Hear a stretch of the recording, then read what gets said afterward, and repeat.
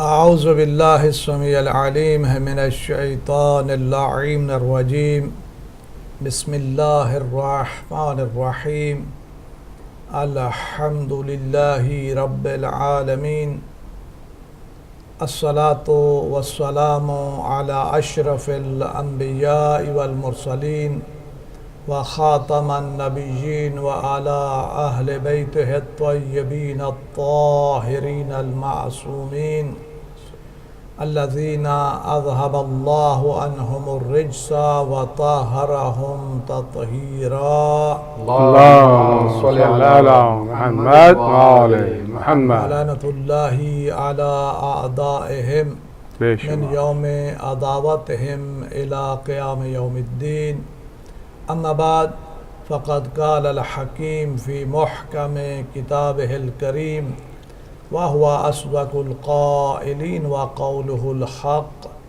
بسم الله الرحمن الرحيم واسألوا الله من فضله إن الله كان بكل شيء عليما صدق الله العلي العظيم. مومنین و مومنات، آج آپ کی خدمت میں درس نہج الدعا کے ساتھ حاضر ہوا چاہتے ہیں. آج کا ہمارا ٹاپک جو ہے وہ برکات دعا پر ہے کہ دعا کی کتنی فضیلت ہے، دعا کی کتنی اہمیت ہے، دعا کی برکات کتنی ہیں. اگر ہم اللہ سبحانہ و تعالی کی برکات کو حاصل کرنا چاہتے ہیں تو پھر ہمیں دعاؤں کا سہارا لینا ہوگا اور اسی کے ساتھ جو ہے بارگاہ الہی میں ہمیں آگے بڑھنا ہوگا. تو اللہ سبحانہ و تعالی ارشاد فرما رہا ہے وَاسْأَلُوا اللَّهَ مِنْ فَضْلِهِ. اللہ سبحانہ و تعالی سے اس کے فضل کا سوال کرو. یقینی بات ہے اگر ہم اس کی عدالت پر چلے جائیں تو بہت مشکل ہے. ہمیشہ انسان کو چاہیے کہ وہ اس کے فضل کی تلاش میں ہو اور اس کا فضل ہی جو ہے وہی مانگتا رہے. اس کا اگر فضل ہو گیا تو پھر انسان کامیاب ہے، وگرنہ اگر بات عدالت پر آ گئی تو یہاں پر تو بڑے بڑے جو ہیں وہ گھبرا جاتے ہیں.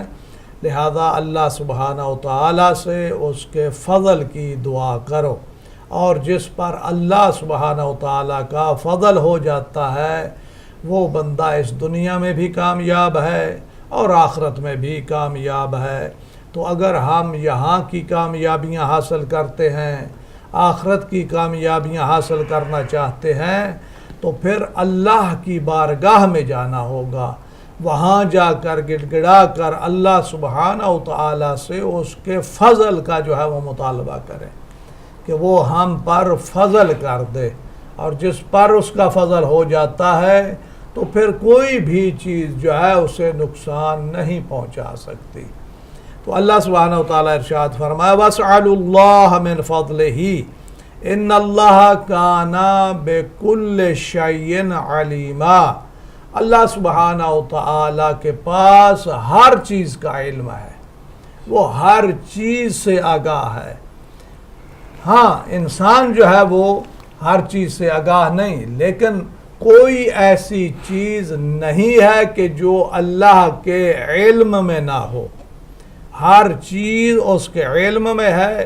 تو اگر آپ کو علم چاہیے تو تب بھی اس سے سوال کرو، اگر آپ کو رزق چاہیے تو تب بھی اس سے سوال کرو، اگر آپ کو اولاد چاہیے تو تب بھی اس سے سوال کرو.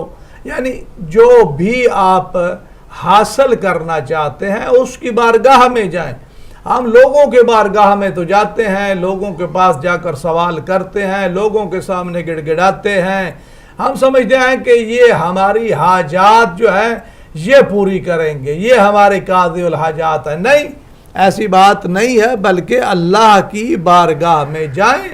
ہاں ان ہستیوں کا واسطہ دیں کہ جن کی وہاں تک پہنچ ہے، جن کی اللہ سبحانہ و تعالیٰ جلدی سنتا ہے.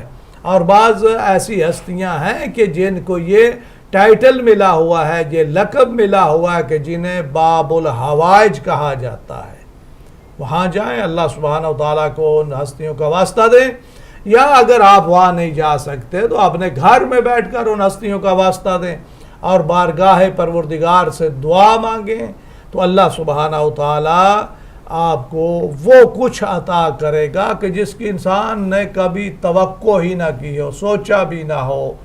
تو قرآن مجید کا واضح اعلان ہے وَاسْأَلُوا اللَّهَ مِنْ فَضْلِهِ إِنَّ اللَّهَ كَانَ بِكُلِّ شَيْءٍ عَلِيمًا۔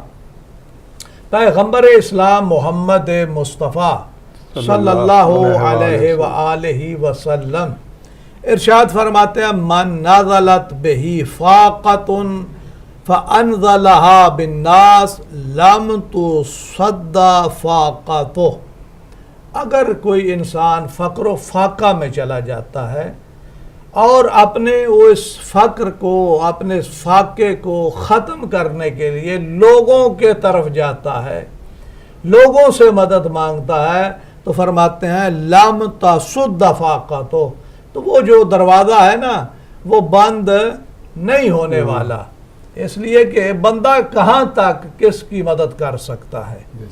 اگر اس چیز کو آپ نے مکمل کرنا ہے، مکمل طور پر اس کو پر کرنا ہے، تو وہ ذات پروردگار ہے۔ بے شک ہمیں ذات پروردگار کی طرف جانا چاہیے، اس کے ہاں جا کر گڑ گڑانا چاہیے، اس سے مانگنا چاہیے، کیونکہ ان اللہ علی کل شیء قدیر، وہ تو ہر چیز پر قادر ہے۔ انسان کیا ہر چیز پر قادر ہے؟ بے شک۔ بعض اوقات ہوتا ہے کہ میں کوئی اپنا مسئلہ لے کر آپ کے پاس جاؤں، ممکن ہے آپ اس پر قدرت ہی نہ رکھتے ہو۔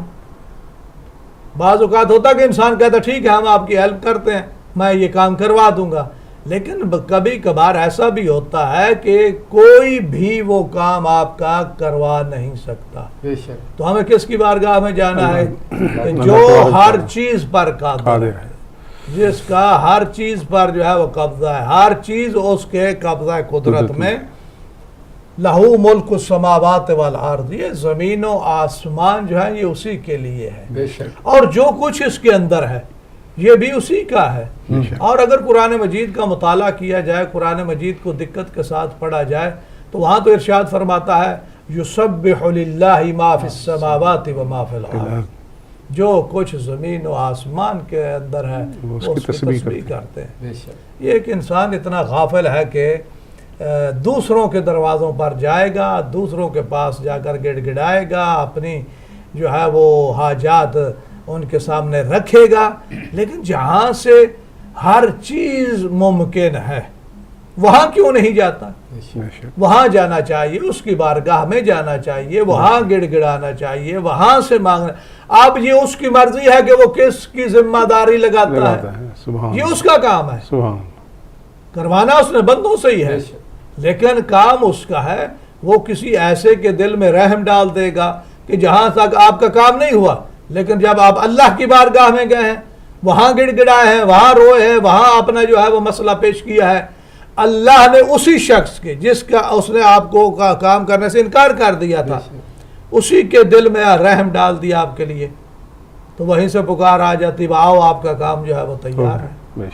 تو ہمیں اللہ سبحانہ و تعالیٰ کی بارگاہ میں جانا چاہیے۔ تو پیغمبر اسلام محمد مصطفیٰ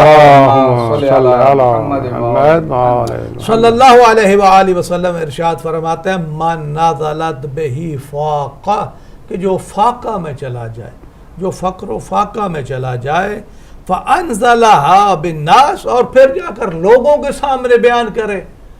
اس کا مطلب ہے کہ تو اللہ کا شکوہ کر رہا ہے لوگوں کے سامنے۔ رازق تو اس کی ذات ہے نا، تو جب رازق اس کی ذات ہے اور اس نے کہا ہے کہ میں رزق دوں گا، خالق جو ہے جب اس نے خلق کیا ہے تو اس نے رزق بھی دینا ہے، تو تجھے جائے کہ اللہ کی بارگاہ میں جا کر گڑ گڑائے، لوگوں کے سامنے جا کر گڑ گڑا رہا ہے، اس کا مطلب ہے کہ اللہ کے بارے میں لوگوں کے سامنے شکوہ کر رہا ہے کہ پیدا تو اس نے مجھے کر دیا ہے لیکن رزق نہیں دے رہا۔ تو اس سے کیا وہ آپ کا جو سلسلہ ہے وہ ختم ہو جائے گا، وہ مسئلہ حل ہو جائے گا؟ پیغمبر فرماتے ہیں نہیں، لم تصد فاقتہ، تو یہ اس کا جو دروازہ ہے، یہ جو راستہ ہے، یہ بند نہیں، ایک ٹائم کے لیے مل جائے گا، ایک مہینے کے لیے مل جائے گا، بے شک۔ 1 سال کے لیے، کہاں تک جاؤ گے بھائی؟ بے شک، جب بار بار آپ کسی کے پاس جائیں گے تو وہ کہتا ہے شرم نہیں آتی، صحیح، جاؤ میرے پاس نہیں ہے۔ لیکن یہ ایک ایسا دروازہ ہے، یہ ایک ایسی بارگاہ ہے کہ جہاں جتنا دستک دے گے اتنا ہی آپ کے لیے دروازہ بے کھلتا شک، چلا جائے بے گا۔ شک۔ تو اللہ یہ تو ظاہر دعا انسان کرتا ہی اسی لیے ہے کہ وہ قبولیت کی منزل تک پہنچے، لیکن میرے ذہن میں سوال یہ اٹھا ہے کہ یہ جو آپ حدیث مبارکہ ارشاد فرما رہے ہیں کہ کسی بندے کے بجائے اللہ سے مانگو، کسی بندے سے کوئی اپنا مکمل آپ کا وہ مدد نہیں کر سکتا سوائے اللہ کے، لیکن اس دنیا میں کچھ وسیلے ہوتے ہیں، کچھ جن کی وجہ سے انسان روزی بھی کماتا ہے، جن کی وجہ سے کسی سے اگر نہیں کہے گا تو وہ اس دنیا میں ایک سسٹم ہے، وہ کیسے مدد حاصل ہوگی؟ میں آپ کا سوال سمجھ گیا، بہت اچھا سوال ہے۔ کہنے کا مقصد یہ ہے کہ اگر کسی ایسے بندے کے پاس جاؤ گے کہ جو اللہ سبحانہ و تعالیٰ سے ڈرتا ہو، جو اللہ پر یقین رکھتا ہو، تو در حقیقت آپ بارگاہ الہی میں گئے ہیں۔ سبحان اللہ، یہ بات ہے۔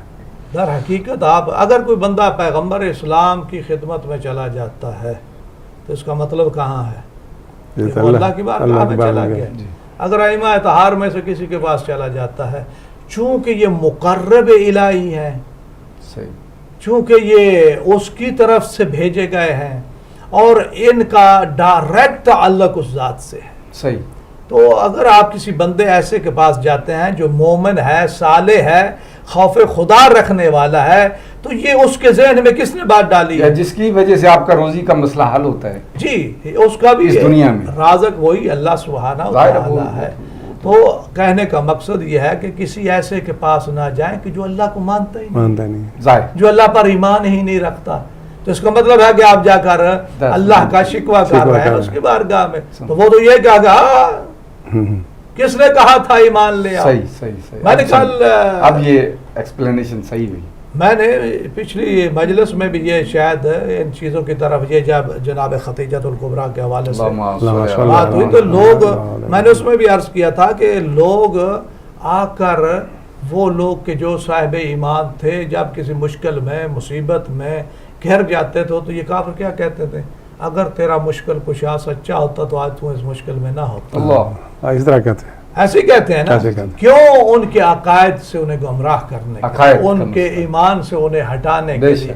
اور جب کوئی مسلمان کسی مصیبت میں گرفتار ہو جاتا تھا تو یہی آ کر کہا کرتا اگر تمہارا خدا سچا ہوتا سبحان اللہ تو آج تم اس مشکل میں نہ ہوتے۔ تو بات وہی ہے۔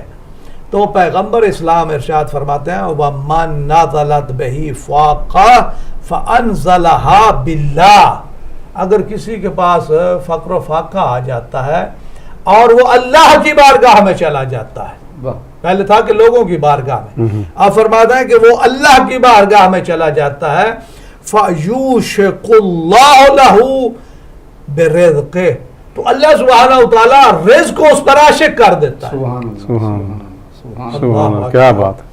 اللہ سبحانہ وتعالیٰ رزق کو اس پر عاشق کر دیتا ہے۔ اور رزق و رزقان، رزق کی دو قسمیں ہیں، رزق تطلبہ و رزق یطلبک، دو ہیں۔ ایک وہ رزق ہے کہ جس کو آپ طلب کر رہے ہیں، ایک ہے کہ جو تمہیں طلب کر رہا ہے۔ جس کو آپ طلب کر رہے ہیں آپ اس کے پیچھے پیچھے ہیں، جو آپ کو طلب کر رہا ہے وہ آپ کے پیچھے پیچھے ہے۔ اب انسان پر یہ ڈیپینڈ کرتا ہے، اس نے فیصلہ کرنا ہے کہ اس کو کون سا رزق چاہیے، وہ رزق کی جس کے پیچھے دوڑ رہا ہے یا وہ رزق جو اس کی طرف آ رہا ہے۔ تو جب یہ بندہ اللہ کی بارگاہ میں جائے گا تو اللہ سبحانہ وتعالی رزق کو اس پر عاشق، آپ اللہ کے بندے ایسے نہیں دیکھے کہ اتنا رزق ہے ان کے پاس، اتنا رزق ہے، اور وہ بھی کنجوس نہیں ہے، بخیل نہیں ہے، ان کے بھی دروازے کھلے ہوئے ہیں، اللہ کے بندوں کو دے رہا ہے کہ اس سے مسجد بنوا دو، اس سے مدرسہ بنوا دو، اس سے امام بارگاہ بنوا دو، یہ جو ہے وہ غریبوں میں بانٹ دو، یہ یتیموں میں بانٹ دو، یہ فقیروں میں۔ یہ کیا ہے؟ یہ وہ اللہ کا رزق اس پر عاشق ہے اور وہ اللہ کے بندوں کی خدمت کر رہا ہے۔ اور جتنا یقین جانیے، جتنا بندہ اللہ کے بندوں کا خیال کرتا ہے اللہ اس سے کہیں زیادہ اس بندے کا خیال کرتا ہے. بے شک بے شک. تو انسان کو کیا کرنا ہے؟ اس کے بندوں کی طرف توجہ. جو مستحق ہیں، جو محتاج ہے، وہ نہیں کہ جو سرمایہ دار ہے. ہمارے ہاں کیا ہوتا ہے کہ جو سرمایہ دار ہے اس کے ہاں ریل پیل ہے، اس کی ہم تعریف بھی کرتے ہیں، اس کے ہم گنگناتے بھی ہیں، اس کی ساری تعریفیں کرتے ہیں. اور جو اللہ کا نیک ہے، صالح ہے، متقی ہے، پرہیزگار ہے، مال نہیں ہے، صحیح، تو ہم کیا کہیں یہ سادہ ہے، یہ بیچارہ، اس کے ہاں جانے کے لیے بیٹھنے کے لیے ہمارے پاس وقت ہی نہیں ہے. اور جب وہ بات کرتا ہے تو اس کی بات کو ہم اہمیت ہی نہیں دیتے. اور ایک اگر مالدار آ جاتا ہے کھڑے ہو جاتے ہیں، اس کے لیے ہم کھڑے بھی ہو جاتے ہیں، اس کی بات بھی بڑے دھیان سے سنتے ہیں. سبحان. تو یہ کیا ہے؟ ہمیں چاہیے کہ ہم اپنے مسائل کو لے کر اللہ کی بارگاہ میں جائیں. مطلب میرے ذہن میں ایک اور سوال پیدا ہوا ہے کہ یہ جو آپ نے فرمایا کہ ایک رزق وہ ہے جو جس کے پیچھے آپ دوڑتے ہیں، ایک رزق وہ ہے جو آپ کے پیچھے دوڑتا ہے آپ کو تلاش کرنے کے لیے. تو آپ یہ فرمائیں کہ میرے جیسے کم علم یہی سوچیں گے کہ جب ایک رزق مجھے تلاش کر رہا ہے تو مجھے اس کے پیچھے بھاگنے کی کیا ضرورت ہے؟ نہیں، اس سے یہ مراد نہیں، بالکل ہے، یہ بھی آپ نے اچھا سوال کیا ہے. اس سے مراد یہ نہیں ہے آپ جو ہے بالکل بستر پر لیٹ جائیں کہیں کہ وہ رازق ہے، اس نے دینا ہے، اس نے لکھ دیا ہے. کیونکہ الرزق مقسوم من قسمہ الجبار، رزق مقسوم ہے، اللہ سبحانہ نے لکھ دیا ہے، لیکن اس کے حاصل کرنے کے کچھ طریقے بھی ہیں، کچھ وسائل بھی ہیں، کچھ مسائل بھی ہوتے ہیں.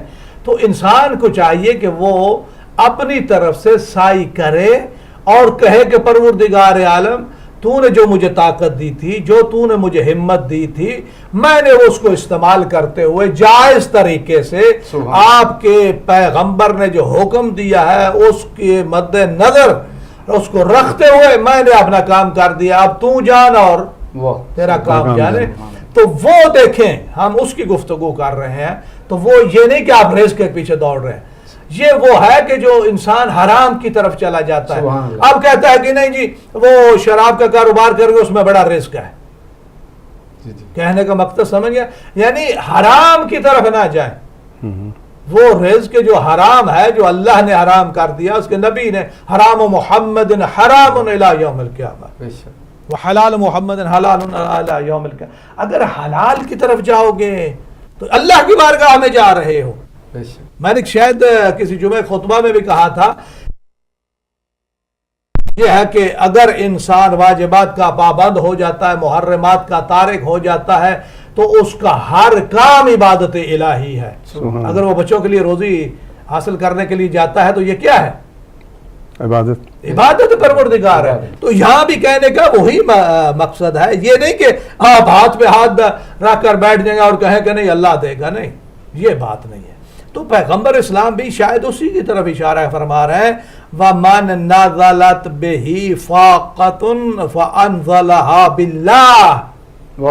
اللہ کی خدمت پہ جائے، اس کی بارگاہ میں جائے، وہاں جا کر شکوہ کرے، شکایت کرے، جو کرے، راز و نیاز کی باتیں کرے. وہاں تو شرم بھی نہیں آنی چاہیے. شرم تو لوگوں کے پاس آنی چاہیے نا. اللہ کی بارگاہ ہم اللہ سے شرماتے رہیں اور لوگوں سے مانگتے رہیں، یہ کون سا طریقہ کار ہے؟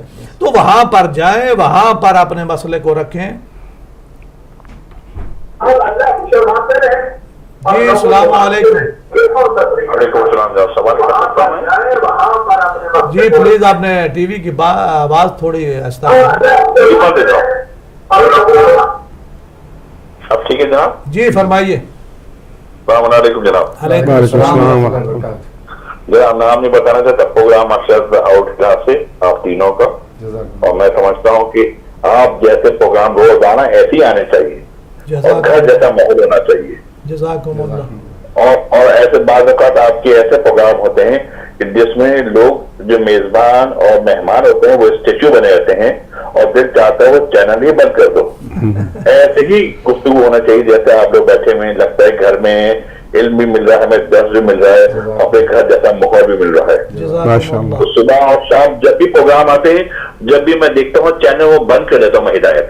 اس لیے مجھے اندر سے عجیب سا محسوس ہوتا ہے کہ کہاں میں दरगाह में बैठा हूँ या यूनिवर्सिटी में बैठा हूँ, घर वाला माहौल नहीं है। जी। तो ये घर वाला माहौल अभी मुझे मिला, बहुत खुशी हुई। जज़ाकुमुल्लाह, आपकी तो और आप तीनों के परवरदिगार आलम दर्जात बुलंद करे इलाही मोहम्मद वाले मोहम्मद के। इलाही आमीन। और मौलाना साहब तो बहुत खुश हैं और अल्लाह उनको सेहत दे, और जो उनको प्रॉब्लम है परवरदिगार आलम वो जल्द सेहतयाबी हो उनको इंशाअल्लाह। जवान जी के जनाब बहुत सारे लोग हैं जो ऑपरेशन में काम भी करते हैं और एम्प्लॉय भी होते हैं और ऑनर भी होते हैं, और वो इमाम बारगाहों और मस्जिदों के ट्रस्टी भी होते हैं और पैसे भी लगाते हैं, और दुनिया को मालूम है कि भाई ये ऑफ लाइसेंस में काम करते हैं, लेकिन उनसे पूछो भाई आप ये पैसे क्यों लगा रहे हैं, इसमें नहीं लगाना चाहते हैं, तो वो कट हुज्जती करके बात घुमाते हैं कि नहीं हमारा टिल दूसरा है, ऑफ लाइसेंस का टिल और है। बाहर लिखा है ऑफ लाइसेंस और काम कर रहे हैं, सारे डब्ल्यूटी बेचते हैं, सब कुछ कर रहे हैं। तो मैंने पूछा कि भाई तो नहीं कर रहे, उन्होंने कहा कि नहीं एल्सा में तो ये होता है, टेस्को में भी होता है।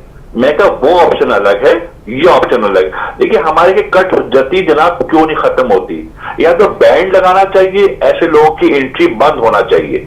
आप लोगों की रहनुमाई चाहिए तमाम मोमिनात के लिए, और जो अहले सुन्नत बरादरान है वो भी इसको सुने। इल्तिमास दुआ, हिदायत टीवी जिंदाबाद।